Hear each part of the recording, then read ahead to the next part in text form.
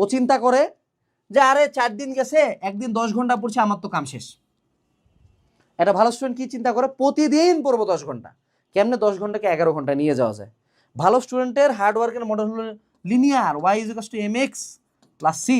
M আর C হলো আল্লাহর হাতে, এক্স হলো তোমার হাতে। 4 ঘন্টা পড়বো 40 পাবো, 5 ঘন্টা পড়বো 50 পাবো, 10 ঘন্টা পড়বো বুয়েটে চান্স পাবো, এরকম।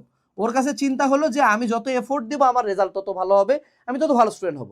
কিন্তু একটা খারাপ স্টুডেন্টের বিভিন্ন রকম টেকনিক্স জানার লাগে, টেকনিক্স, ফর্মোডেরো টেকনিক, ভাইয়া টেকনিক, ঘুম থেকে উঠে আদা জল খাওয়া টেকনিক, লেবু লঙ্কা টাঙ্গায় দেওয়া টেকনিক, বিভিন্ন রকম। ও মানে ওকে যত টেকনিক দেবে যে এই টেকনিকে পড়ো ব্রাদার, মানে প্রথম লাইনগুলো একটু লাল কর, তারপর একটু কালো কর, তারপরে এইভাবে, কিছু না সরি, হ্যাঁ, তো তারপরে মনে করে এইভাবে এইভাবে পড়ো। ওর কাছে বিভিন্ন টেকনিক্স লাগবে, হ্যাঁ।